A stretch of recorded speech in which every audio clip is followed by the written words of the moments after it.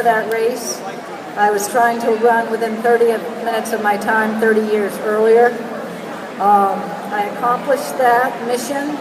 I actually had 2:52:43 written on the sock liner of my shoe. Nike had put that time on one of my insoles, and there is no finish line on the other insole. And so when I got to the finish line, it was a beautiful day.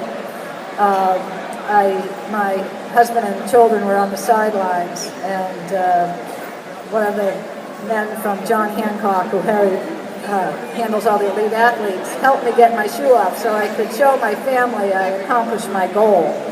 And then I remember being escorted from the finish line through the medical tent, and I know a lot of people in the medical tent because Dave McGilvery and I are close friends, close enough that he accepted the position of race director at the Beach to Beacon race I founded, and Chris Trionis, who runs the medical tent. And I was giving everybody high fives and hugs, saying, "You so deserve this day," because the year before it had been really hot, and the medical area turned into recovery and triage, and I know the doctor who was the point person there. But so they so deserve this beautiful day, and went through the medical tent into our hotel and showered, and we were ready to go to lunch, and then all hell broke loose. And we felt it and heard it, and I immediately thought it was a transformer, because Boston has a history of having transformers blow, and my husband instinctively knew it wasn't a transformer. He knew it was a bomb or bombs.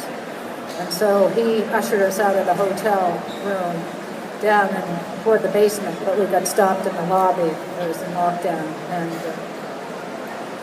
that was a really, really tough day. And, I remember leaving the city that night, and had a lot of people who were affected by that, not only as people treating the injured and the three great people we lost, but I've become very friendly with many of the victims, and one of the high points of my life was last summer at the Beach to Beacon when Karen Rand, who was Crystal's friend at the finish line, she lost her leg, and she competed the 10K with her husband, and that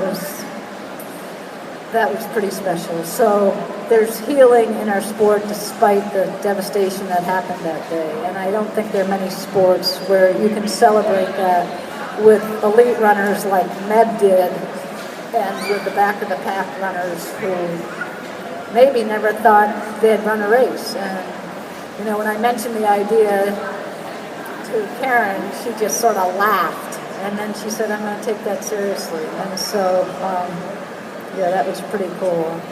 The picture in the paper that appeared the next day was just of my backside embracing Karen, and my husband, unbeknownst to me, had two blown up, and gave one obviously to Karen during the holidays. So, you know, I'd like to think out of tragedy comes goodness, but that was a tragedy that nobody should have had to endure.